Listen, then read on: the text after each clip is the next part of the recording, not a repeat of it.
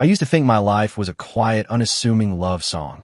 That was until the night of the college reunion, in a blur of expensive perfume and the clinking of glasses, when a drunk smashed that song to pieces. He pointed at the woman beside me, the woman I had loved for 3 years, been married to for 3 years, a woman I still kissed with a bashful reverence. My wife, Chloe, with a voice loud enough for the whole world to hear. He slurred through a drunken laugh. Holy shit, isn't that sweet Lily from back on Division Street? $300 would get you the whole night. What? You go legit and land a husband. Boom. Time froze. The air turned to ice. I saw Chloe's face drain of color, turning from pearl white to a dead, ashen gray in a split second. I saw the faces of my old classmates, their expressions a sickening kaleidoscope of shock, then morbid curiosity, then undisguised contempt and ridicule. And I, Ethan Hayes, the self-proclaimed good husband, the fool drowning in the delusion of a pure love, finally, at 30 years old, understood 3 things with blunt, brutal clarity. First, my wife of 3 years, who still insisted we sleep in separate rooms because she was scared her purity was a meticulously crafted lie.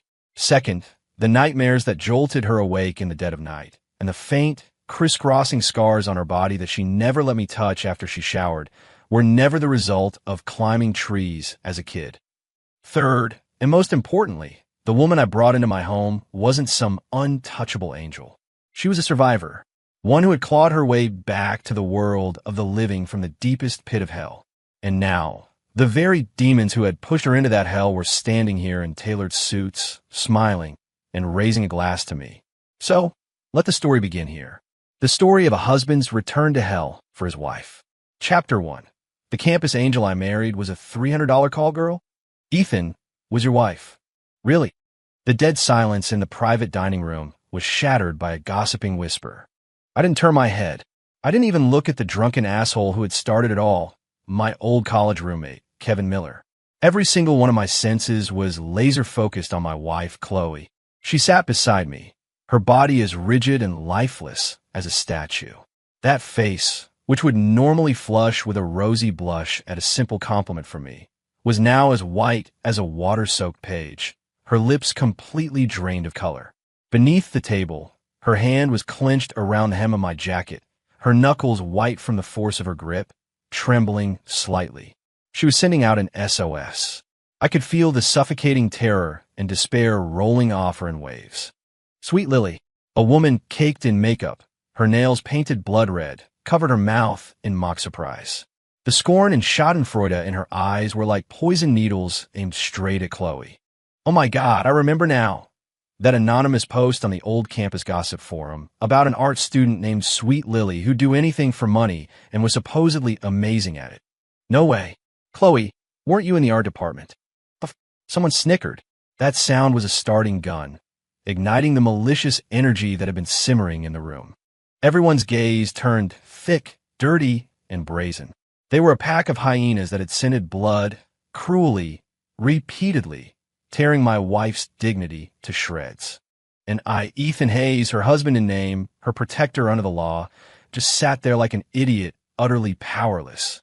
Married for 3 years. I always thought I had married a delicate flower from a greenhouse. Chloe Evans, the undisputed goddess of the art department at our university. Cool, beautiful, like a snow lotus untouched by the mortal world.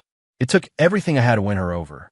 She never accepted gifts, refused to go to the movies, and was always just sitting quietly in a corner of the campus with her sketchbook. I pursued her for a full year before she finally said yes. We dated for 2 years, and she never let me do anything that crossed the line. The most intimate we ever got was holding hands. I thought she was just conservative from a strict family. I respected her. I was even proud of her purity. When we got married, she told me she was scared, that she wasn't ready. So we slept in separate rooms for 3 solid years. 3 years. Over 1,000 days and nights. Like the most devout believer, I guarded the idol of the perfect wife in my heart. I was patient with her fear. I accepted her conservatism, and I even brushed off the few times I caught a glimpse of her scars, easily placated by her excuse of I fell a lot as a kid. And I believed it. I fucking believed it all. Now, reality had just bitch slapped me across the face, and it stung like hell. What purity? What conservatism? It was all bullshit. $300 for the whole night. Those 7 words were a branding iron searing into my forehead, scorching the past 6 years of my belief in this relationship to ashes. My heart was bleeding, not from the anger of being deceived, but from an overwhelming, indescribable pain. I ached for my wife. I ached for the public, brutal, soul-destroying humiliation she was enduring right now. That's enough. I finally spoke, my voice so hoarse it didn't sound like my own. I grabbed my suit jacket from the back of my chair, stood up, and draped it over Chloe's trembling shoulders, pulling her into my arms. Her body was as cold as a block of iron in the dead of winter. I could feel a patch of my jacket quickly growing damp with her silent tears. She didn't make a sound, just buried her face in my chest like a dying animal. I scanned the room. Those jeering faces slowly fell silent under my cold gaze.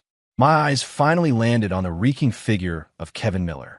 He seemed to realize the gravity of what he'd done, his eyes darting away, unable to meet mine. "Kevin," I said, my voice low but dropping the temperature in the room by several degrees. "Today, what you said, I won't forget it." With that, I looked at no one else. I bent down and, with a motion that was almost rough, swept Chloe into my arms. She was so light as a feather. In my embrace, she finally let go of all her defenses, and a broken, suppressed sob escaped her lips like a child's. In that moment, all the shock, anger, and humiliation inside me morphed into something harder, colder. It sat like a lead weight in my chest, making it hard to breathe. As I stepped out of the room, I glanced back one last time at the roomful of classmates. Their faces were a mixture of expressions, but not a single one showed a trace of remorse. Holding my wife, I walked out into the cold night air without looking back. I knew my quiet, unassuming love song was officially over. In its place was a revenge epic that would have to be written in blood and tears. And the first chapter would begin with finding out who Sweet Lily was. No, more accurately, who turned my Chloe into Sweet Lily. Chapter 2. The secret of her scars was hidden on a classmate's lips. The drive home was suffocatingly silent. Chloe was curled up in the passenger seat, a ball of sheer terror, like a frightened cat. She had her face buried in her knees and didn't move an inch. The streetlights cast fleeting, stark shadows across her pale profile. My hands gripped the steering wheel, my knuckles white. My mind was a film reel, playing Kevin's words, the sneers of our classmates, and Chloe's bloodless face over and over again. Sweet Lily. The name was a poison thorn lodged deep in my heart. I forced myself to think, my mind racing. How did Kevin know that name? Was it just a rumor he'd heard? Or was he one of the $300 clients himself? The questions were like white-hot pokers drilling into my brain. I pulled into our underground garage and killed the engine, but didn't get out. "Chloe," I said. Her shoulders flinched, but she didn't look up. "We need to talk." My voice was dry. She finally moved. Slowly, she raised her head. Her eyes, usually as clear and gentle as a fawn's, were now like stagnant pools of water, filled with an unbearable sadness and fear. "Ethan," she began, her voice trembling uncontrollably. "I'm sorry. I didn't mean to lie to you." Tears rolled silently down her cheeks like broken strands of pearls. "I'm dirty. I don't deserve you." "That's not what I'm asking." I cut her off, trying to keep the ice out of my voice. "I just want to know one thing. Why does Kevin Miller know you?" At the mention of his name, another violent tremor went through her body. She bit her lower lip so hard I thought she would draw blood, shaking her head frantically. "I don't know. I don't know him. I swear I don't know him." She was lying. I could see it. Her eyes were avoiding mine, and her hands were twisting the hem of her dress. There were her tells, the little things she did when she was nervous or hiding something. My heart sank, stone by stone, into the pit of my stomach. Back in our apartment, Chloe locked herself in the bedroom. I didn't knock. I sat on the cold living room couch and lit a cigarette. It was the first time I had smoked in the house in 3 years. Chloe hated the smell, but tonight, I needed the nicotine to keep my frayed nerves from snapping. Through the haze of smoke, my thoughts began to clear. Chloe's reaction confirmed that Sweet Lily was real, but she wouldn't talk. She was scared, hiding something. Was she protecting someone? Or was she afraid of something? If I wanted the truth, I couldn't rely on her. I had to find it myself. I took out my phone and found Kevin's number. After a moment's hesitation, I hit dial. It rang for a long time before he picked up.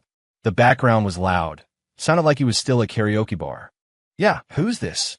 Kevin slurred. It's me. Ethan. The other end went silent for a few seconds. Ethan, man. Kevin's voice was suddenly much more sober, thick with guilt and embarrassment. Hey, man, I'm sorry. I drank way too much tonight. I was just running my mouth. Don't take it seriously. I'm not, I said calmly. I just want to ask you something, and I want a straight answer. WH, what is it? Sweet Lily. How the hell do you know that name? My voice was cold and sharp as a scalpel. I could hear Kevin's breathing quicken on the other end. I just heard people talking. It was all over campus back in the day. Everybody knew. Really? I gave a cold laugh. Funny, I didn't. You were too busy chasing Chloe. You were in your own little world, man. It's normal you didn't hear. His explanation sounded plausible enough, but I knew he was lying, because his voice held the exact same note of terror as my wife's. Kevin, I said, slowly exhaling a cloud of smoke. We were roommates for 4 years. I know you. You're a coward, but you've also got a big ego. If you had just heard it as a rumor, you would never have had the guts to say it to my face tonight. You had to have been 100% sure. Maybe you saw it with your own eyes. Or maybe you were a part of it. No, I wasn't. I swear. Kevin's voice shot up, high and shrill like a cornered rat.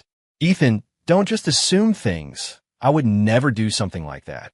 If you didn't, then tell me who did. I pressed. I don't know.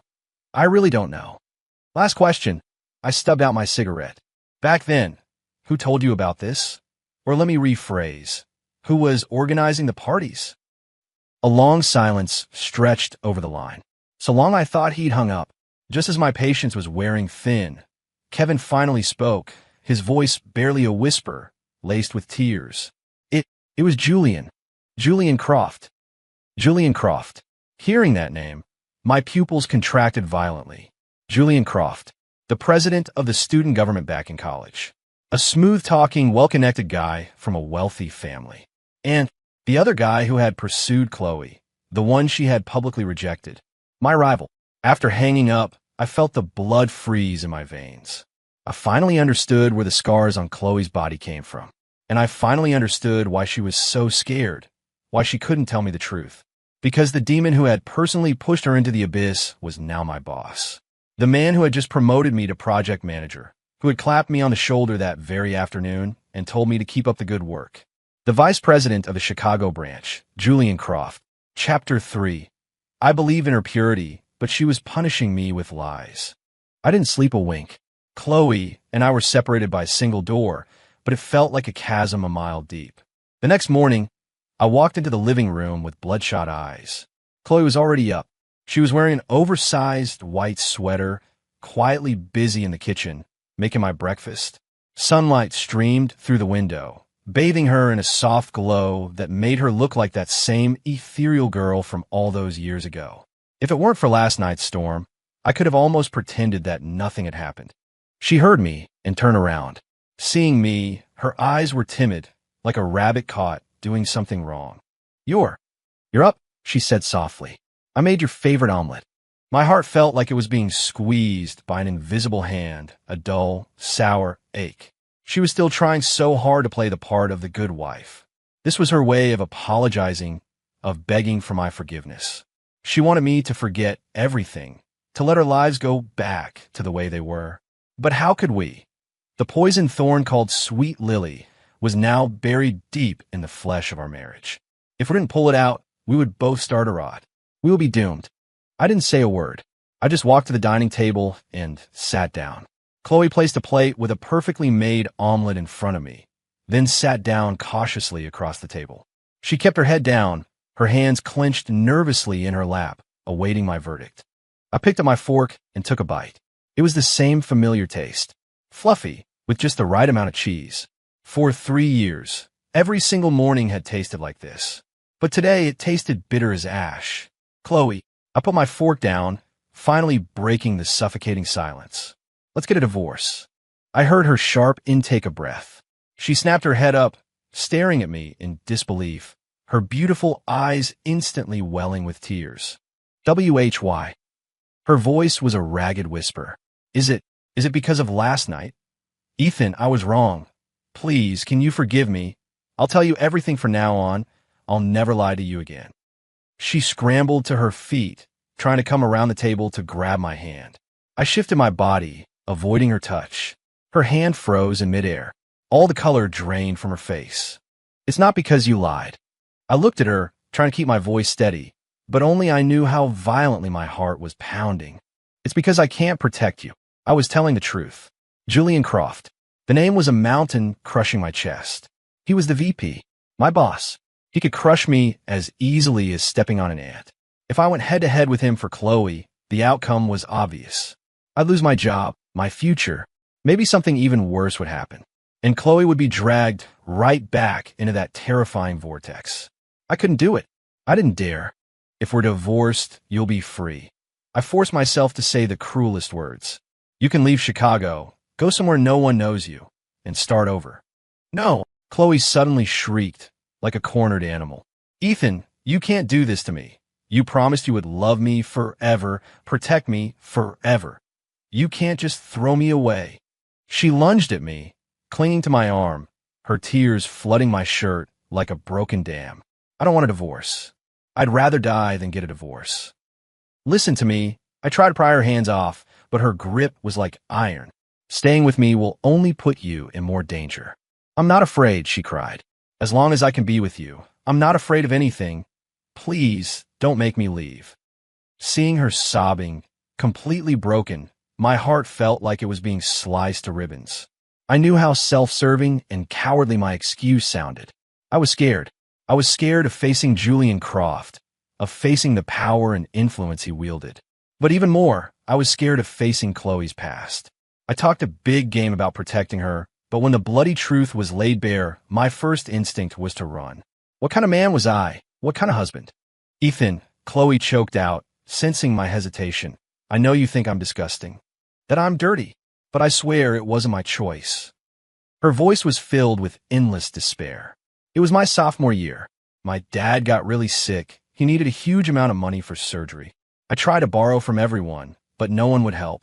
When I was at my lowest, Julian Croft found me. Finally, she said his name.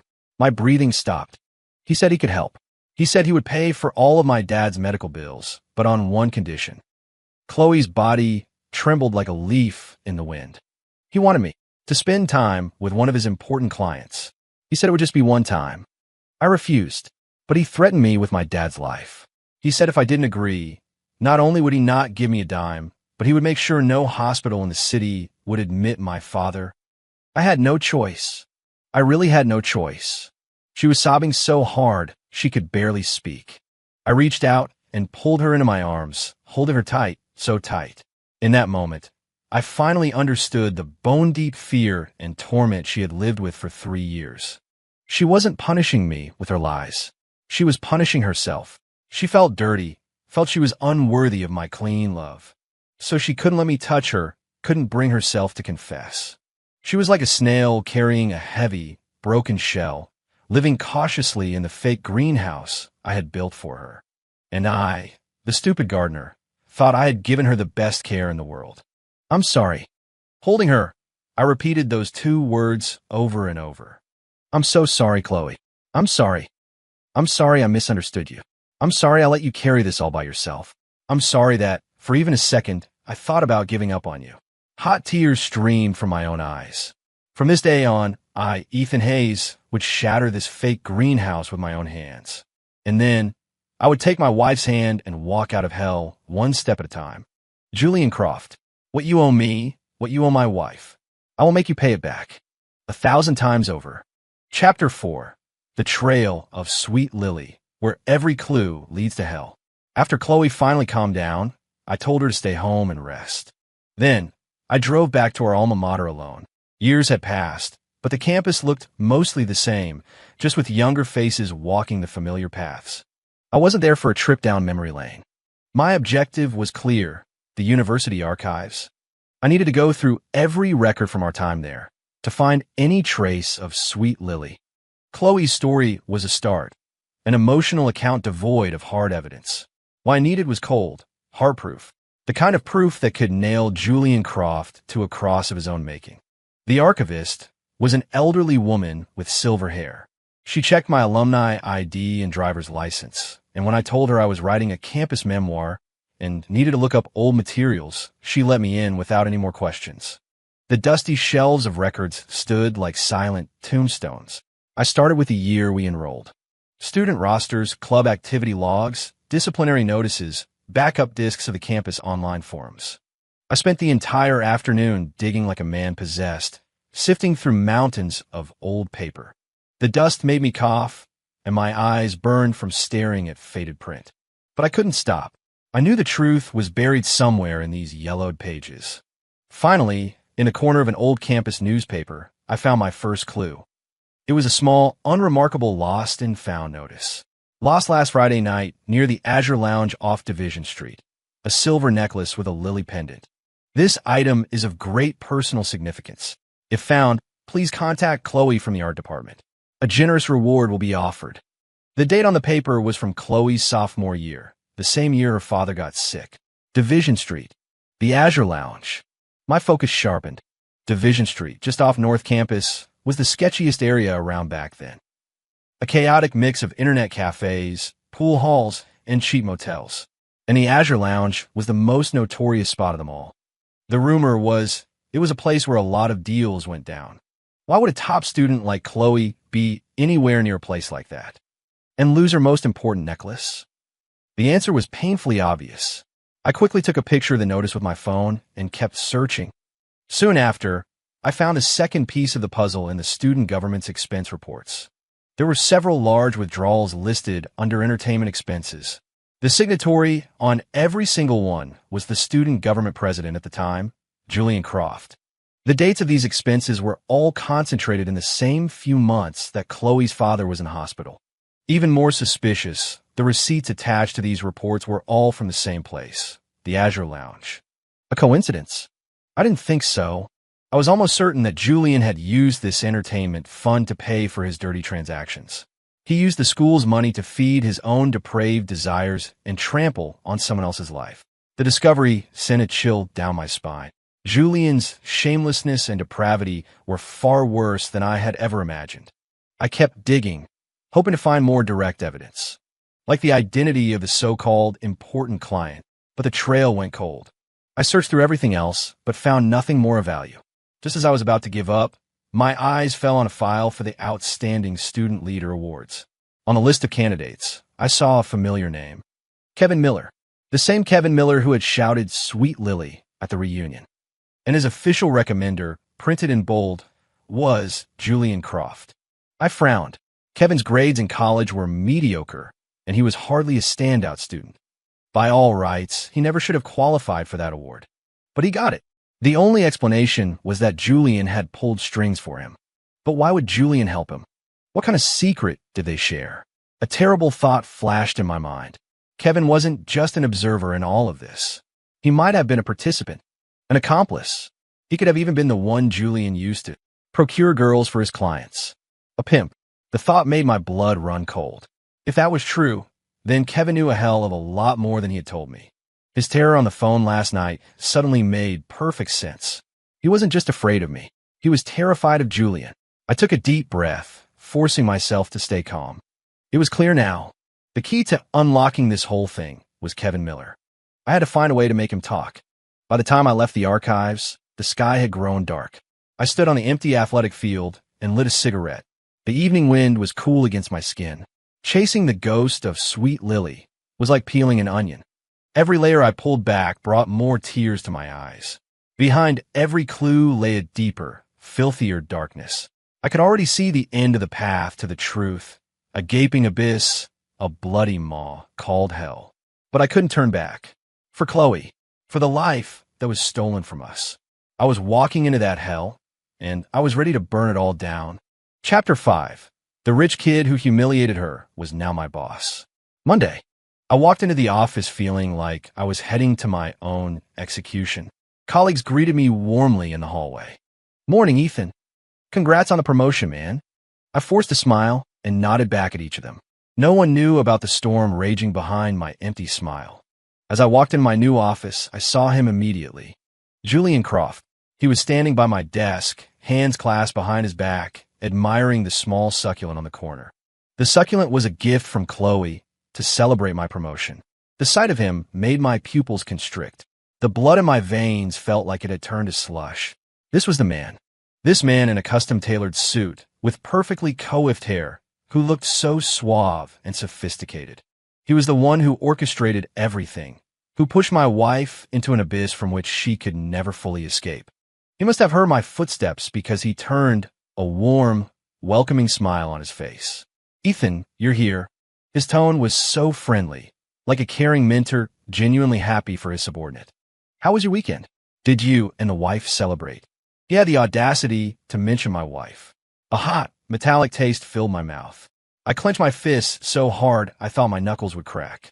It took every ounce of my self-control not to smash that hypocritical smile off his face. "It was great. Thanks to you, Julian." I lowered my head, hiding the murder in my eyes. "Glad to hear it." Julian nodded, satisfied, and clapped me on the shoulder. "Keep up the good work. I have high hopes for you. Nail this project, and there's a big bonus in it for you at the end of the year." His hand rested on my shoulder. I could feel its warmth through my shirt. It made me sick to my stomach. I imagined that same hand, cold and unforgiving, wrapped around a young girl's throat, choking her pleas for help. "Thank you, Julian." I fought back the bile rising in my throat and responded with the humility expected of me. Julian offered a few more words of encouragement before striding back to his spacious corner office. Only when his door clicked shut did I allow myself to finally breathe, taking in ragged gulps of air. That brief exchange had drained all my energy. My back was soaked in a cold sweat. I collapsed into my chair, staring at the frosted glass of Julian's office door, my expression slowly hardening into something cold and unyielding. This was my enemy. He was powerful, duplicitous, and held a high-ranking position. And I was just a pawn on his board. The gap between us was immense.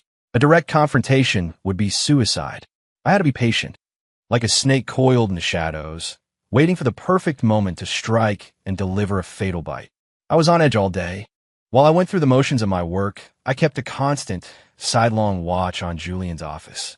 I studied his every move, trying to analyze his character to find a weakness. He was cautious but arrogant. He always closed the blinds when he took a call. He drank only hand-ground coffee from a specific, expensive brand. And he had a way of looking at the female employees, especially the young, pretty interns, with an undisguised predatory hunger. That look sent shivers down my spine.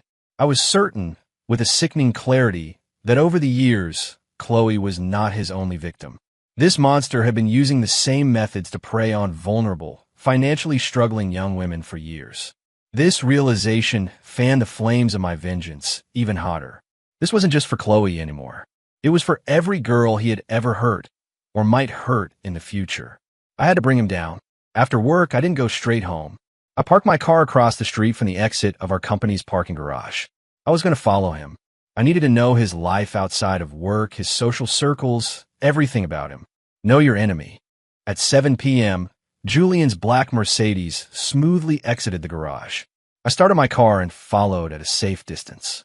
I expected him to go to some fancy club or a private party. But to my surprise, his car headed toward the most exclusive residential area in the city, the Summit Estates. He pulled up in front of one of the sprawling mansions. An elegantly dressed woman and a young boy, about 7 or 8 years old, came out of the house, smiling. "Daddy!" The little boy shouted with joy and ran into Julian's arms. The corporate smile on Julian's face instantly melted away, replaced by a look of pure, gentle love. He lifted his son, kissing him again and again, then planted a tender kiss on the woman's cheek. A perfect family, happy as a picture. I sat in my car, watching from a distance, a deep chill spreading through my body. A monster who was less than human out in the world could go home and be a loving husband and a doting father. The irony was staggering. His happiness was built on the suffering of how many girls like Chloe. How dare he? How dare he enjoy all of this with a clear conscience? I stared at the brightly lit mansion, a terrifying coldness gleaming in my eyes. Julian Croft. This perfect family, this halo of success. This is what you cherish most, isn't it? Good, because I'm going to shatter it all with my own 2 hands and let you taste what it feels like to fall from heaven into hell. It was late when I got home. A single, dim lamp was left on in the living room. Chloe was still awake. She was in her pajamas, curled up on the couch hugging a pillow, like a small dog waiting for its owner.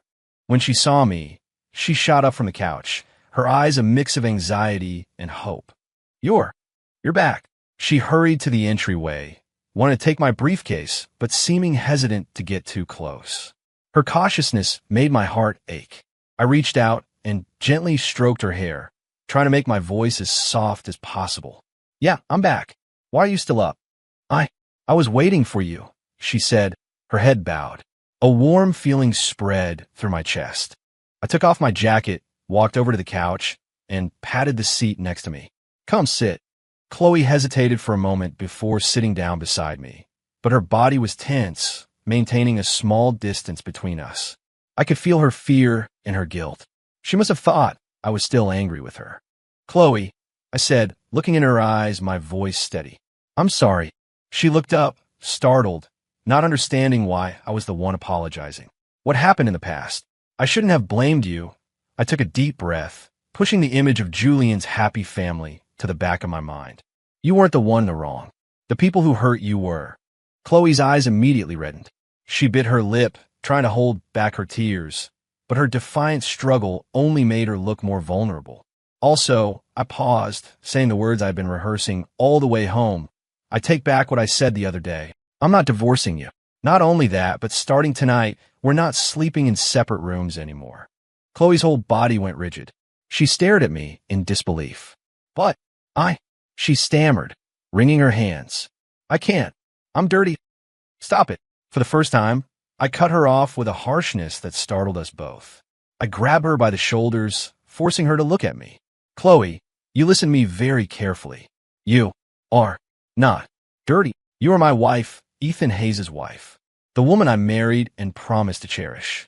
No one in this world has the right to say you're dirty. The people who hurt you, who bullied you, who ground your dignity into the dust, they're the dirtiest, most disgusting things on this planet. My voice trembled with emotion. Chloe stared at me, dumbfounded, as tears finally broke free, streaming down her face like a broken dam. She stopped holding back, stopped pretending. Like a child who had suffered an unbearable injustice, she collapsed into my arms and let out a heart-wrenching sob. Her cries were filled with years of suppressed pain, shame, fear, and despair. I held her tightly, letting her tears and snot soak my expensive shirt. My heart felt like it was being squeezed and twisted. The pain was almost suffocating. I gently patted her back, soothing her like a wounded animal. She cried for a long, long time, until her wails softened into quiet, ragged sobs. She lay against my chest and whispered something so faintly I almost didn't hear it. Her words were like a sledgehammer to my soul. She said, Ethan, it wasn't that I didn't love you. I was just afraid of staining your soul. Boom. My mind went completely blank. I had always assumed her reluctance to be close to me was a symptom of PTSD, a psychological barrier. It had never occurred to me that in her own world, she felt this worthless. She saw herself as a sinner, an unclean person. That being with me was a kind of contamination, that it could even affect my very soul. What kind of profound, hopeless love was this? I couldn't control my emotions any longer. I lowered my head, and, with an almost holy reverence, I kissed her cold, tear-stained lips. Her body instantly stiffened. I could feel her resistance, her fear, but I didn't pull back. With my kiss, with all the tenderness and love I possessed, I sent her a clear message. I'm not afraid. I'm not afraid of your past. I'm not afraid of your scars. And I'm not afraid to fall into hell with you. As long as I can be with you, forget my soul, I would face utter annihilation. Slowly, her tense body began to relax. She stopped resisting, and, with a clumsy, trembling uncertainty, she began to kiss me back. The kiss felt like it lasted an eternity. It held no lust, only an infinite, overwhelming tenderness and a sense of salvation. That night, I held her as we lay in the same bed. We didn't do anything. I just let her rest her head on my arm, holding her in my embrace as if she were the most precious treasure in the world. I could feel how tense she was at first, her body as stiff as a board. But gradually, lulled by my warmth and the steady rhythm of my heartbeat, she relaxed. In the latter half of the night, she fell into a deep, peaceful sleep. For the first time in 3 years, she didn't wake up from a nightmare. But I was awake the whole night. I watched her serene face, felt her even breathing. A single thought became incredibly clear, incredibly firm in my mind. To hell with my soul. To hell with my future. In this life, I, Ethan Hayes, would get justice for my wife. And I would destroy anyone who stood in my way. The next day, I called in sick for Chloe, telling her to get some rest. As for me, I set out on the first step of my path of vengeance with a renewed sense of purpose. The key was still Kevin Miller. I needed to pry more of Julian's dirty secrets out of him. But I couldn't use force. A coward like Kevin would just retreat further into his shell if pushed too hard, and might even run to Julian. I had to be smart about it. I called his number. "Hello, Ethan." His voice was still laced with guilt. "Kevin, let's grab a drink." My tone was deliberately calm, even tinged with a hint of melancholy. "Oh, now, man, just the two of us." I cut him off. "There's some stuff I can't wrap my head around. Just need someone to talk to." I was creating a persona, the dejected husband, betrayed by his wife, looking to drown his sorrows with a friend. Kevin was silent for a few seconds on the other end. I could practically hear the gears turning in his head. He probably thought I was a broken man, reeling from the cheating, looking for a sympathetic ear from the one person who knew the truth. For a spineless coward like him, this was the perfect opportunity to absolve himself of any guilt. Just as I predicted, he agreed. "All right, man. You name the place, I'll be there." We met at a generic sports bar. I got there early and ordered a table full of appetizers and 2 buckets of beer. By the time Kevin arrived, I had already downed several bottles by myself. My eyes were glazed, my face was flushed, and I was the perfect picture of a man drinking to forget. "Ethan, you all right?" Kevin asked cautiously as he sat down across from me. "Never been better." I grabbed a beer, chugged half of it, then slammed the bottle down on the table. I looked at him with bloodshot eyes. "Tell me, man, am I a fucking idiot?" "What?" "I treated her like a queen, put her on a goddamn pedestal. And for what? Turns out she's just a common whore who'd spread her legs for anyone." I punctuated my words by banging my fist on the table, even managing to squeeze out a few tears. Of course, it was all an act, but it was a convincing one because it was fueled by my very real pain and anger. Kevin was taken aback by my outburst. He quickly poured me another drink, trying to placate me. "Ethan, don't be like that. Chloe, maybe she had her reasons." "Reasons? What reasons could she have? She was just poor and cheap. That's what." I sneered, deliberately using the most vicious words to describe Chloe. I knew it was cruel, but it was the only way to completely lower Kevin's defenses, to make him believe that I now hated Chloe, that we were on the same side. As expected, hearing me trash Chloe seemed to put him at ease. He sighed, picked up a beer, and took a long swig. "Man, Ethan, it's not your fault. It's all because of that bastard, Julian Croft." He had finally brought up the key player. My heart skipped a beat, but I kept my face neutral, pretending to be drunk. "Julian, what's he got to do with it? He's our boss." "Boss, my ass." Kevin spat, lowering his voice. His face was a mixture of contempt and fear. "Ethan, you don't know. That guy was a real piece of work back in college. The number of female students he messed with, I can't even count. He always went after the pretty ones from poor families. He'd pretend to be the charming, generous boyfriend, and once they were hooked, he'd show his true colors, using all sorts of tactics to get what he wanted. The whole sweet Lily thing, that was all him. The alcohol, or maybe my misery, had loosened Kevin's tongue. The floodgates opened. He was pissed that Chloe rejected him back then. So when he found out her family was in trouble and needed money, he saw his chance. He found some out-of-town businessman, a real creep, that he needed to impress. And to entertain him, he set his sights on Chloe. He told her he'd give her $20,000 if she just spent one night with the guy. Chloe refused, of course, so he threatened her with her dad's life. Kevin's story matched Chloe's, but it wasn't enough. I needed more specific evidence. "Fuck." I slammed my fist on the table, my face a mask of grief. "Who was the businessman? I'll kill him. Kevin jumped, startled. Whoa, Ethan, calm down. The guy's name is Marcus Thorne. He's in real estate. A big shot. We can't mess with him. Marcus Thorne. I filed the name away. So, what happened next? I pressed on. Did Chloe? Did she really? A flicker of pity and guilt crossed Kevin's face. Man, that night, Julian told me. He told me to pick Chloe up outside the Azure Lounge and take her to the hotel room. When I saw her, she was shaking, crying her eyes out. I felt bad for her. But what could I do? My Outstanding Student Leader Award, my job at the company after graduation. Julian arranged all of it. I just took her to the room and left. I don't know what happened after that. He looked down, unable to meet my eyes. But the next day, I saw Julian give Marcus Thorne a USB drive. Thorne had this huge, sleazy grin on his face. I'm guessing whatever was on that drive was from that night. A recording. The word exploded in my head like a thunderclap. My blood rushed to my brain.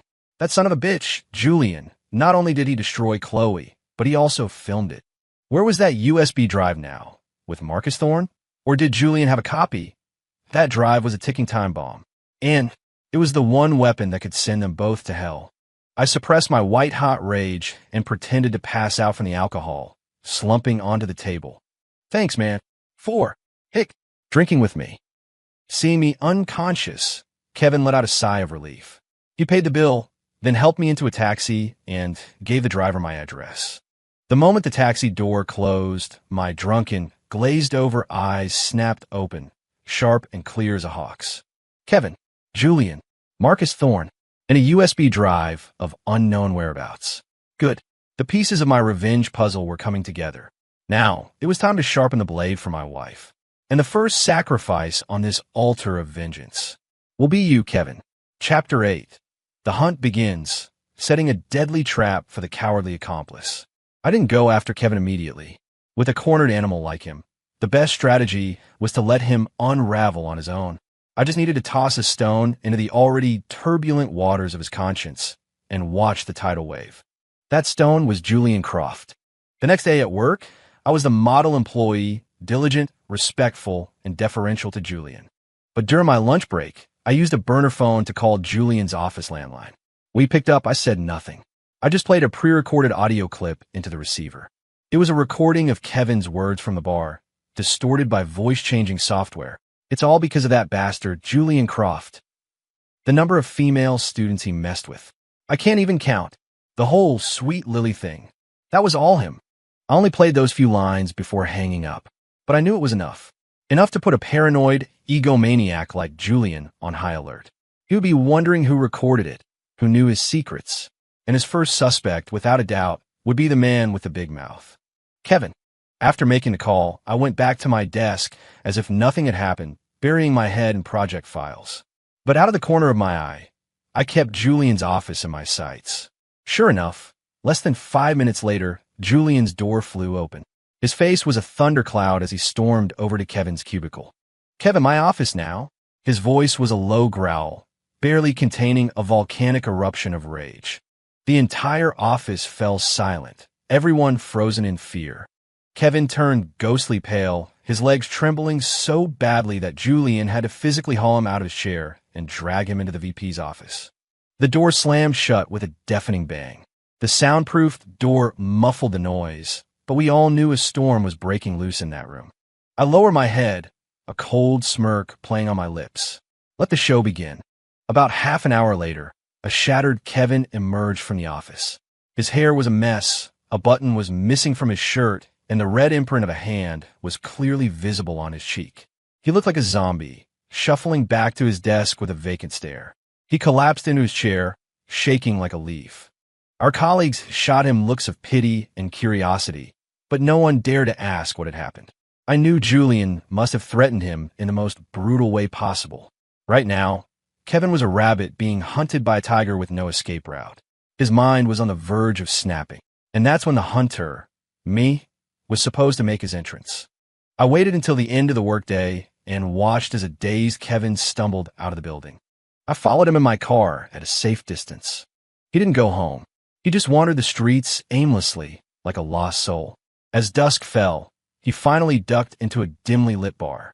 I waited for about 15 minutes before following him inside. I spotted him immediately, huddled in a corner booth, pounding back shots of hard liquor. I walked over and sat down across from him. "Drinking alone is a sad sight," I said calmly. Hearing my voice, Kevin looked up as if he'd seen a ghost. When he realized it was me, the terror on his face morphed into the desperate joy of someone grabbing onto a lifeline. "Ethan," his voice was thick with tears. "Ethan, help me. Julian's going to kill me. He's really going to kill me." He slid off the booth seat and was about to kneel in front of me. I caught him before he could. "What happened? Start from the beginning." He knows I told you what happened back then." Kevin stammered, his face a mask of pure, apocalyptic fear. "He hit me this afternoon. He said if I say one more word, he'll make me disappear from the face of the earth.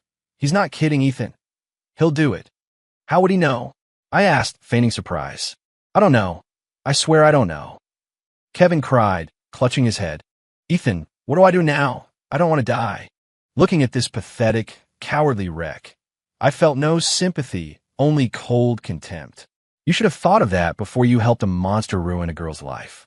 But on my face, I projected an expression of shared outrage. "That bastard." I slammed my fist on the table. "He's gone too far. Kevin, don't be afraid. We can't just sit here and wait for him to pick us off. Kevin stared at me, confused. "Yes, I said, looking him straight in the eye. "He destroyed my family, and now he wants to silence you for good. We're in the same boat now. Think about it. Even if you get away today, what about tomorrow? The day after? As long as Julian is around, you'll never have a peaceful night's sleep." My words were like a hammer, striking at the core of his fear. An even deeper despair washed over his face. "So, what can we do? We take him down." My words were slow and deliberate, laced with a persuasive power. "Only when he's gone will we truly be safe. Take him down." Kevin looked at me like I had just suggested we fly to the moon. "How? He's rich, he's powerful. What we got? We have his greatest weakness." I leaned in closer, my voice dropping to a whisper, and said the one word that would terrify him to his very core. "The USB drive." Kevin's pupils shrank to pinpricks. "Ethan, you. Don't worry about how I know." I sat back, my gaze cold and steady. "Right now, I just need you to tell me one thing. That USB drive from all those years ago. Did you, by any chance, make a copy?" I stared into his eyes, watching for the slightest flicker of emotion. I knew it was a long shot, a trap I was setting to get to the truth. But for the desperate man in front of me, this lie was his only lifeline. He would cling to it, because he needed something to prove his value to me, to earn my protection. Kevin's Adam's apple bobbed nervously. He looked at me, his eyes a swirling vortex of conflict, fear, and a hint of desperate madness. Finally, as if making a decision that would seal his fate, he gritted his teeth and squeezed out a single word. "Yes." Chapter 9. The location of the USB drive. I traded a lie for the ultimate weapon of revenge. "Where is it?" My heart hammered against my ribs, but I kept my expression perfectly calm. Kevin's eyes darted around the noisy bar. No one was paying attention to our dark corner. He lowered his voice to a near whisper. "Ethan, if I tell you, you have to protect me. You have my word." I gave him a look of solid reassurance. "We're allies now. Your safety is my safety." My promise seemed to be the final push he needed. Back then, when Julian told me to take Chloe to the hotel, I had a feeling, a flicker of cunning, the kind of instinct a small man hones to survive, appeared on his face. I knew Julian was a ruthless bastard. He'd use you and throw you away without a second thought. I was afraid he'd pin everything on me one day, so I needed some insurance.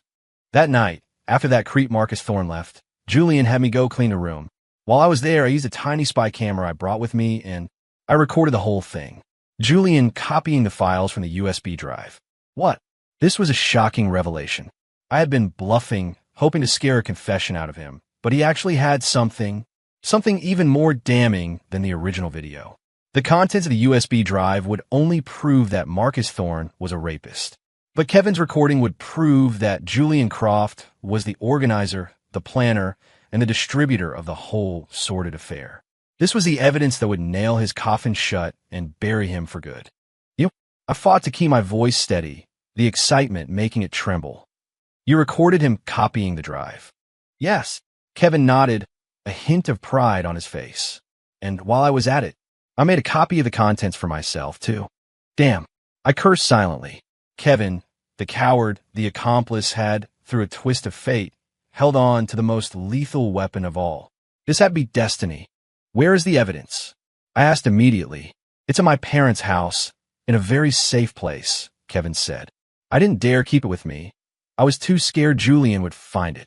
Good, I nodded, my plan for revenge instantly crystallizing. Kevin, I want you to go buy a ticket right now. Go home and get that drive. Now. Kevin hesitated. I'm scared. What are you scared of? I stared at him coldly. Do you think Julian can't find you here? He's probably already got people watching you. That drive is the only thing that gives you any leverage with me.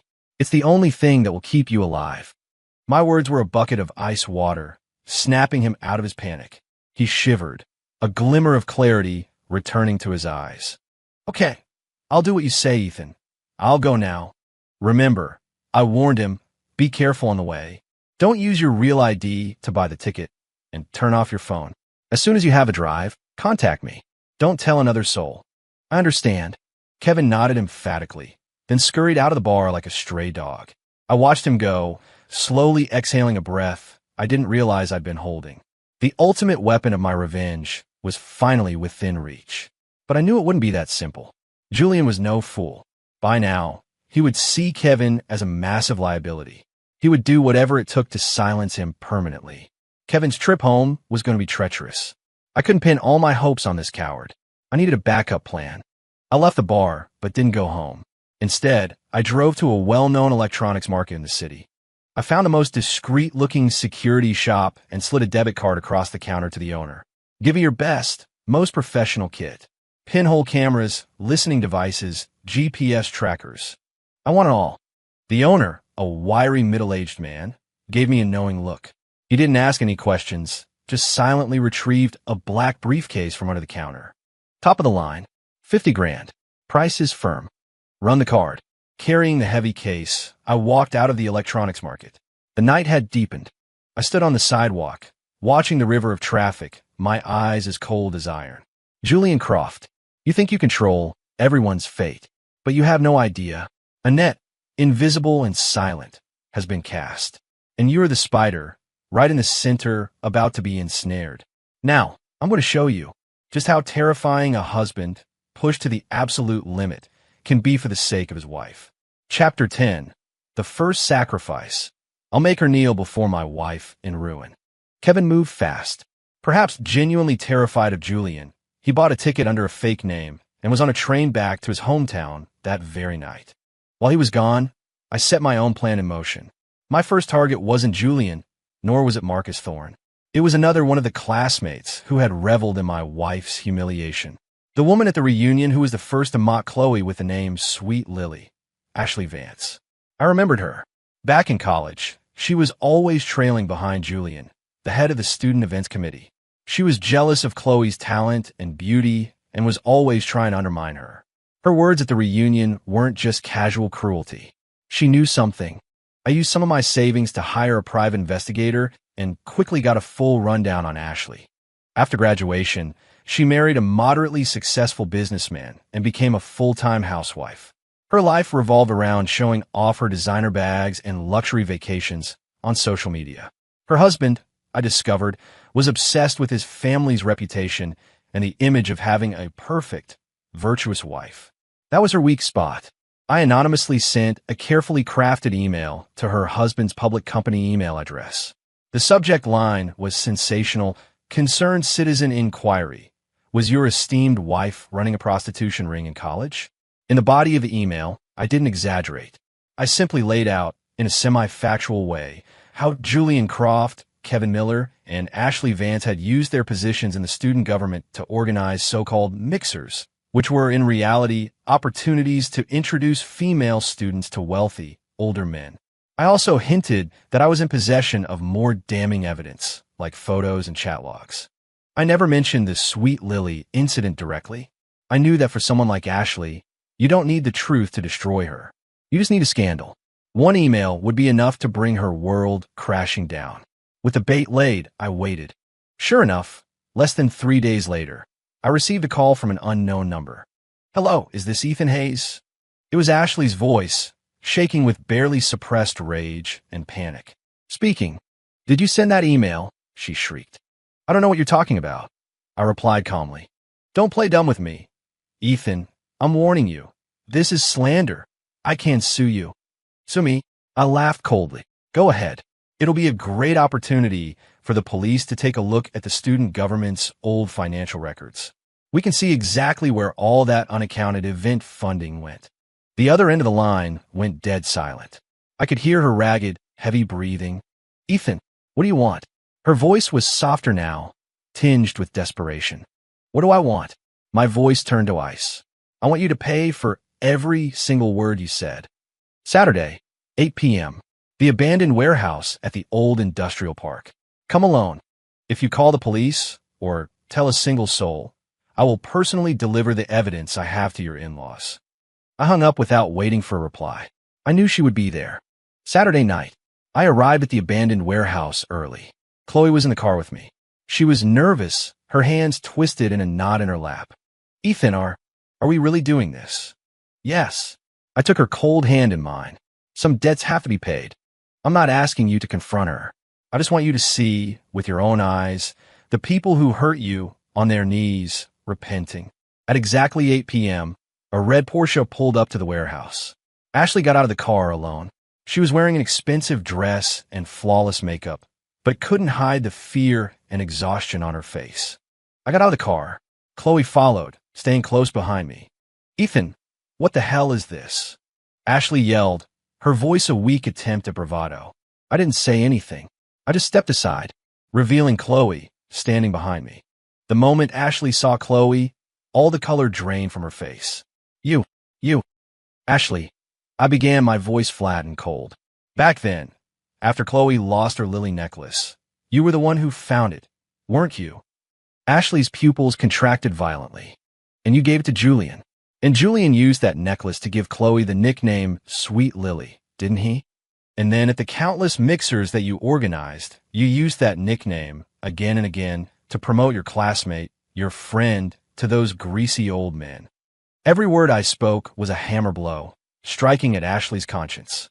She stumbled backward, looking like she was about to collapse. "No, it wasn't me. Julian made me do it." "Enough," I roared, cutting off her pathetic excuses. "I didn't bring you here to listen to you lie." I took a step forward and tossed an envelope at her feet. "And there are pictures of your husband checking into a hotel with a college student last week. I thought you might be interested." Ashley froze, staring at me in disbelief. You investigated my husband?" "Neil." I looked at her, my eyes devoid of any emotion, and apologized to my wife.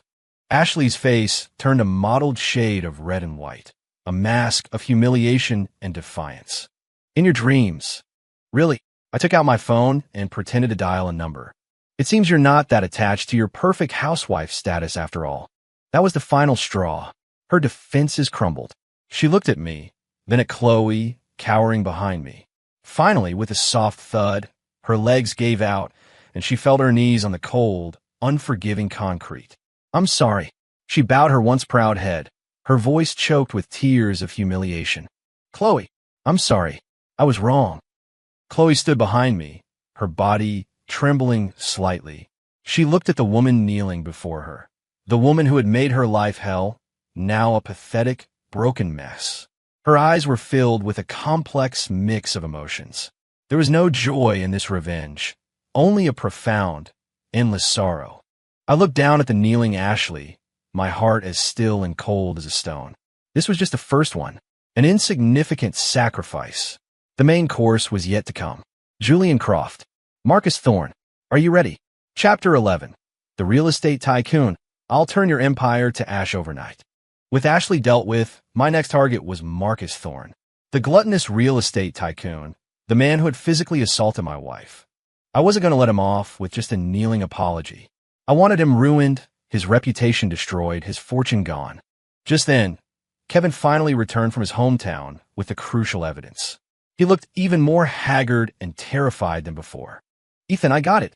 In a secluded corner of a coffee shop, he handed me a USB drive, wrapped in multiple layers of wax paper. It's all here. The recording of Julian copying the video, and a backup of the video itself. I took the drive. The small metal object felt as heavy as lead in my hand. Julian, I think he sent someone to my hometown, Kevin said, his voice shaking. I was lucky I got out of there when I did. Ethan, you have to help me. Don't worry, I said, pocketing the drive. Find a place to lay low.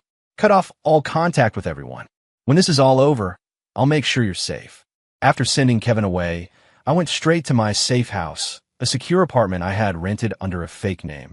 I plugged the USB drive into a laptop that was not connected to the internet. My heart was pounding against my ribs. I clicked on a video file. The screen flickered to life. I had prepared myself for this, but seeing the sickening images play out in front of me still made me feel dizzy with rage and nausea. I saw a young Chloe, so helpless, so terrified. I saw Marcus Thorne's disgusting, leering face, and I saw Julian Croft, like a demon admiring his handiwork, calmly adjusting the camera angle. I clenched my fist so hard my nails dug into my palms. Blood trickled between my fingers, dripping onto the keyboard. I didn't close the video.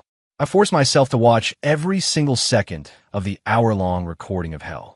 I wanted to burn this humiliation, this hatred, into my very bones, to let it flow through my veins. After watching the video, I didn't act immediately. I took a full day to calm the storm of rage inside me. Then, I began to formulate my plan to destroy Marcus Thorne.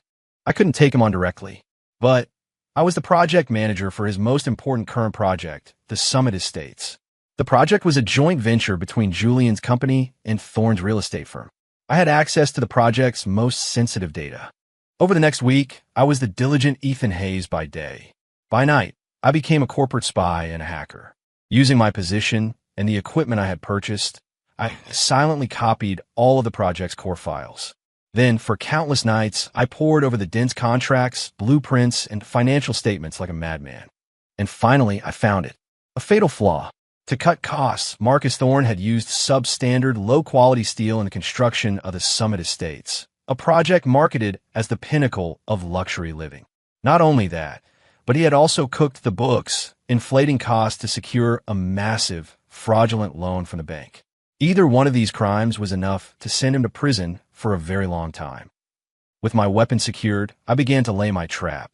I anonymously sent packages with the most critical pieces of evidence to the 3 most influential news outlets in the city, as well as the city's disciplinary committee and quality supervision bureau. I didn't release all the evidence at once. Like a master chess player, I slowly tightened the noose. Day 1, the media reported that the Summit Estates might have serious structural integrity issues. Thorne's company stock plummeted. He immediately held a press conference, vehemently denying the claims and blaming his competitors for slander. Day 2, the Quality Supervision Bureau sent an investigation team to the construction site. The entire project was shut down. The market began to panic. Day 3, the disciplinary committee and the economic crimes unit got involved. The scandal of Thorne's fraudulent bank loan exploded. When it rains, it pours. The suppliers he had squeezed and the home buyers he had deceived all came forward. Evidence flooded the investigators' offices like an avalanche. In just 3 days, Marcus Thorne's real estate empire crumbled. He went from a billionaire tycoon to a bankrupt criminal facing a mountain of lawsuits and a long prison sentence. I sat in my apartment, watching on TV as a disheveled Marcus Thorne was handcuffed and shoved into a police car. I felt nothing. No joy, no satisfaction, just a cold, empty calm. This wasn't enough. I wanted more than just legal justice. I wanted my own, personal, final judgment. I made a call to the private investigator who had helped me with Ashley. I need you to arrange something for me. I want a meeting with Marcus Thorne before he's sent to prison. Chapter 12. The Demon's Weakness. His beloved son becomes my ace in the hole. With Marcus Thorne out of the picture, Julian Croft was next. But Julian was much more slippery. The moment Thorne's empire began to collapse, Julian moved to sever all ties. He expertly shifted all the blame onto Thorne, painting himself as an innocent victim who had been deceived by a business partner. Our company's stock took a hit, but it was far from a fatal blow. Julian himself emerged completely unscathed. I watched him at a company-wide meeting, putting on a masterful performance of a heartbroken and betrayed executive. I could only sneer. Julian, you underestimate me. You think this is over? This was just the appetizer. I'm just getting started on your main course. After Thorne's downfall, I didn't make a move on Julian right away. I was waiting for the right opportunity, and searching for his true, fatal weakness. Soon, that opportunity presented itself. To repair the damage to its reputation from the Summit Estates fiasco, our company decided to launch a major new philanthropic initiative. And the man in charge of this project was Julian Croft. The project was a partnership with the city's largest children's hospital to establish a rare disease children's relief fund. To everyone's surprise, Julian, a man who never did anything that didn't turn a profit, showed an incredible amount of passion for this charitable endeavor. He personally led the team, making frequent visits to the children's hospital. In front of the media, he held sick children, his face a perfect mask of fatherly compassion.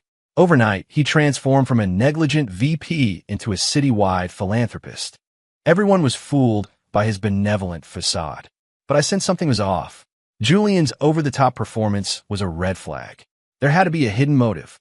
I decided to dig deeper. Using my private investigator and my own hacking skills, I began to monitor Julian's every move. Finally, late one night, I intercepted an encrypted email he sent to an address overseas. It took me 2 full days to crack the encryption. When I finally read the contents of the email, my blood ran cold. The email was addressed to a top-tier genetic research institute in the United States. In it, Julian, using an alias, was desperately inquiring about the progress of an experimental drug for a specific genetic defect. Attached to the email was a medical file. The patient was an 8-year-old boy. His name was Leo Croft, Julian's son, the one he treasured above all else. The diagnosis was a rare, hereditary blood disorder. The prognosis: he wouldn't live past the age of 10. I finally understood. Julian's passionate crusade for the Rare Disease Children's Relief Fund had nothing to do with charity. He was using the company's resources and influence to connect with top international medical institutions to find a cure for his own son. Even more monstrous, he was planning to use the other sick children in the foundation as guinea pigs for his son's experimental treatment. The discovery was chilling. Even a vicious tiger won't eat its own cubs. But this monster, Julian Croft, to save his own son, was willing to sacrifice countless other innocent children. The selfishness, the cruelty, was beyond comprehension. As I stared at the cold, clinical medical report, a bold and vicious plan began to form in my mind. Julian, you love your son more than anything, don't you? He's your whole world. Good. I will use the thing you cherish most to deliver the final, fatal blow. I won't harm your son. I haven't sunk so low as to hurt an innocent child. But I will make you feel the same suffocating despair that Chloe felt. The despair of watching the person you love most slowly fade away, while you are utterly powerless to stop it. I will make you understand what it felt like for Chloe when her father was dying in that hospital bed. I will show you the true meaning of retribution. Chapter 13. The Final Gala.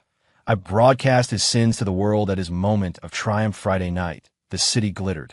The launch gala for the Rare Disease Children's Relief Fund was held at the city's most prestigious 7-star hotel. The city's elite, celebrities, media, business leaders were all in attendance. Julian Croft, the man of the hour, was a vision in a white tuxedo, gliding through the crowd, radiating success and charm. His wife and son were by his side. The perfect family, a picture of happiness.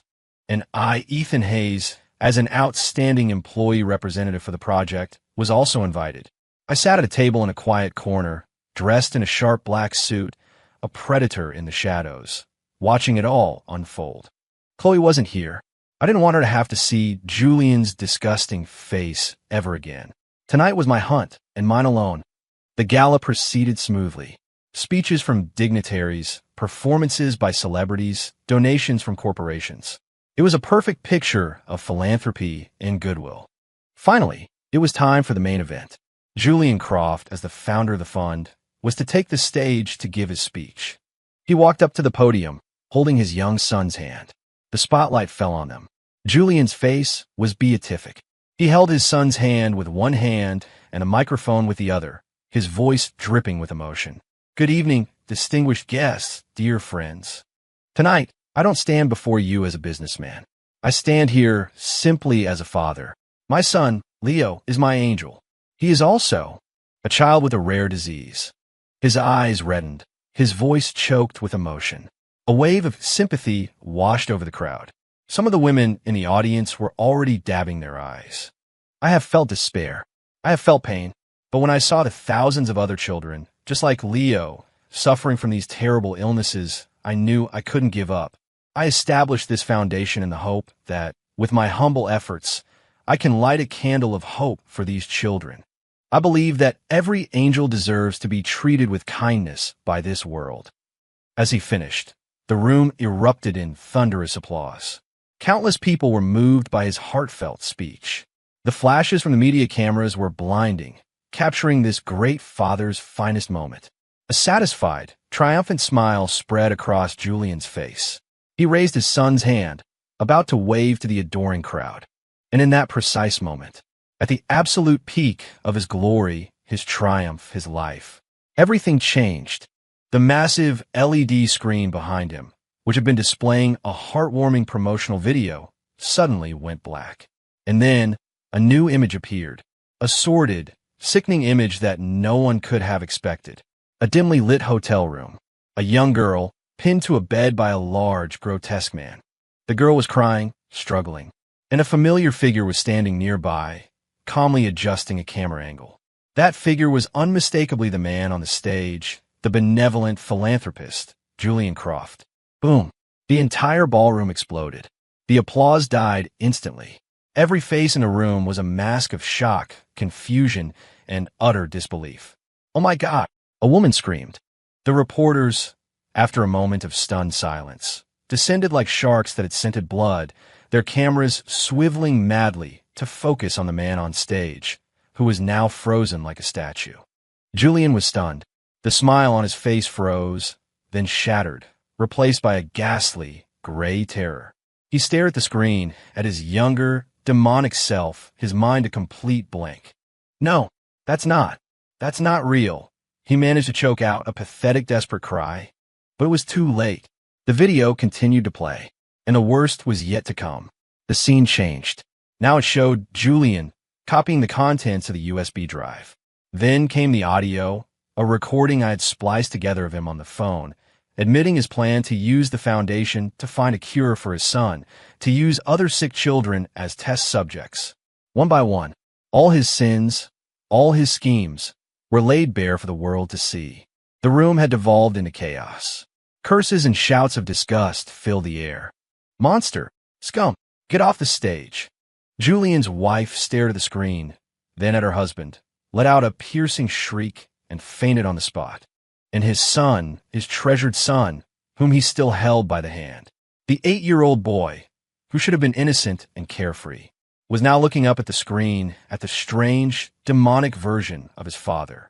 There was no fear in the boy's eyes, only a vast, blank, shattered emptiness. Julian finally broke. He saw his family destroyed, his reputation in tatters. He saw the glittering empire he had built turn to ash in an instant. He let out a primal, inhuman roar and bolted from the stage. He was going to find the person who had destroyed him. But I was already gone, having slipped out during the chaos. I stood at the hotel entrance and glanced back at the magnificent, absurd farce inside. A cold smile touched my lips. Julian Croft, welcome to my hell. Julian's fate was even worse than I had anticipated. After that night, he became a social pariah, reviled by all.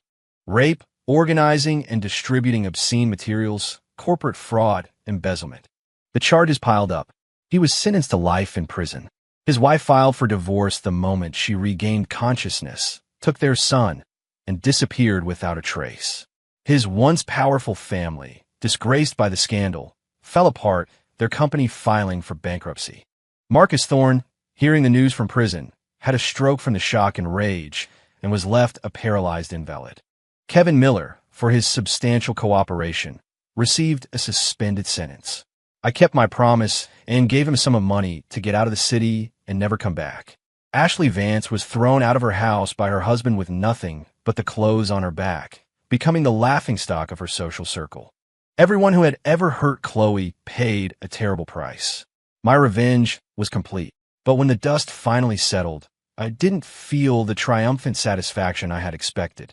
Only a vast, endless emptiness.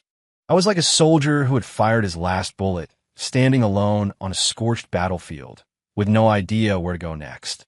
I quit my job and sold our apartment. I took Chloe and left the city that held so many of our painful memories. We moved to a small, beautiful coastal town far away. We rented a small house with a yard and started a quiet, secluded life. I thought that by getting away from it all, we could start over. But I was wrong. The deepest wounds are not inflicted by external enemies, but by the demons within. Chloe's condition didn't improve, even after her tormentors were brought to justice. She grew more withdrawn, more silent. During the day, she would lock herself in her art studio, painting the same picture over and over. A vast, black, endless ocean. There were no ships, no lighthouses, only a profound, hopeless darkness. At night, she was still plagued by nightmares. She would wake up and sit in the corner of the room, hugging her knees, crying silently until dawn. I knew the knot in her heart was still tied. Revenge can destroy your enemies, but it cannot heal your scars. She still felt dirty, unworthy of happiness. She pushed me further and further away. We slept in the same bed, but the distance between our hearts felt as vast and cold as the universe. I tried everything. I took her to the best therapists, on vacations, told her jokes. But nothing worked. She was like a flower, slowly withering, losing her vitality day by day. I felt a helplessness and despair I had never known before. Had I gone through all of this, destroyed all our enemies, only to lose her in the end, just when I was on the verge of breaking? One afternoon, I received an unexpected phone call. It was from Marcus Thorne's lawyer. He said that Thorne, after several failed suicide attempts in prison, was on the brink of a complete mental breakdown. He had only one wish left: to personally apologize to the girl from all those years ago before he died. My first instinct was to refuse. I didn't want Chloe to be subjected to any more trauma. But after I hung up, I looked into the studio at Chloe's frail, lonely figure. A thought occurred to me. Perhaps the only way to heal this wound was to face the one who caused it. Running away would never solve anything. Only by staring into the abyss can you hope to overcome it. I walked into the studio and gently wrapped my arms around her from behind. "Chloe," I whispered, kissing her hair. "Let's go see someone, okay? After we see him, we can finally put the past behind us. And then, we can have a baby." Chloe's body went still. She slowly turned her head to look at me. In her eyes, once as still as dead water, a faint ripple finally appeared.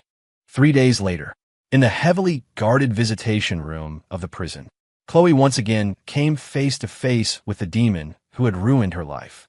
Marcus Thorne was a shadow of his former self.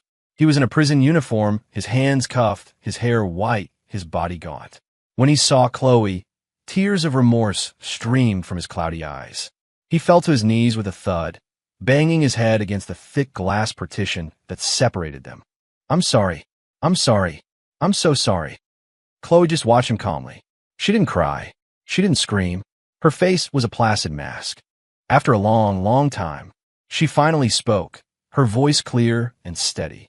She said, "I don't forgive you, but I forgive myself." With that, she stood up, took my hand, and walked out of that suffocating room without looking back. As we stood outside the prison, under the warm sun, she suddenly stopped, turned, and hugged me tightly.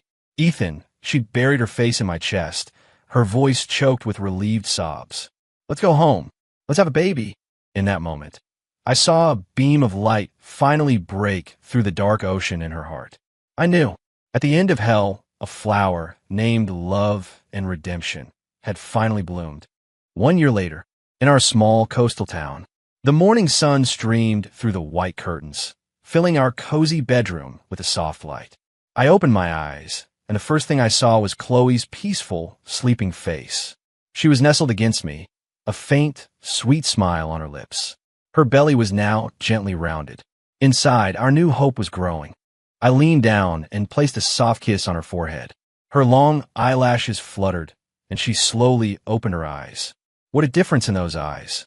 Gone was the fear, the sadness, the emptiness of the past. Now, they were as clear and bright as a rain-washed sky, filled with flecks of starlight. "Morning," she smiled, snuggling closer. "Morning, Mrs. Hayes," I smiled back, gently placing my hand on her belly. "How's the little one doing today?" "Very well." Chloe's face glowed with a maternal warmth. "Kicked me last night." We looked at each other and smiled. Quiet years, peaceful life. Those words had never felt so true. After breakfast, I walked with Chloe along the beach. She took off her shoes and ran barefoot on the soft sand, chasing the waves, her laughter as free as a child's. The sun bathed her in a golden halo. I stood a short distance away, just watching her, my heart overflowing with a love so deep it felt like it could drown me. Who would have thought that this girl, with a smile that could light up the world, had once struggled for so long in an endless hell? I walked up and wrapped my arms around her waist from behind. "What are you thinking about? You seem so happy." "I was just thinking." She turned and looked up at me, her eyes sparkling. "What should we name our baby?" I thought for a moment. "If it's a boy, let's name him Noah." Noah means rest and comfort, to remind him to be a source of peace for others. "And if it's a girl?" "A girl." I looked into her eyes and said, slowly and deliberately, "We'll name her Lily." Lily, for resilience and rebirth. I want her to know that no matter what, she can always find the strength to bloom again, pure and strong. Chloe's eyes welled up with tears. She stood on her toes and, of her own accord, kissed my lips. The sea breeze rustled our hair. Seagulls soared freely in the distance. I knew that the past was truly in the past. The scars might never completely disappear, but they no longer hurt. They had become a part of us, the deepest rings in the tree of our life. A reminder of how fiercely we had loved and how hard we had fought. Later, with the money left over from our old life, we started a small, real, nonprofit foundation. It was dedicated to providing legal and psychological support to girls who, like Chloe, had suffered trauma and had nowhere else to turn. Chloe became the foundation's first counselor. She used her art and her own story to heal one broken soul after another. She no longer painted the dark, endless ocean. Her canvases were now filled with a vibrant, blue sea, full of sunlight and hope. A sea of new beginnings. People have asked me if it was worth it, if destroying my career, my future, and even becoming a monster myself, walking the line of the law, was worth it for a tainted woman. Every time, I answer without hesitation, yes. Because only I had seen her at her purest, and only I had seen her at her most broken, tormented by hell. I don't just love her for her beauty. I love her for her imperfections, for her scars, for her soul. A soul that, though wounded, remains kind, brave, and resilient. My name is Ethan Hayes. For her, I stared into the abyss. For her, I became the abyss. But I know this. When I took her hand and walked out of that darkness, I, in my love, became her strongest, most impenetrable armor. And that is more than enough.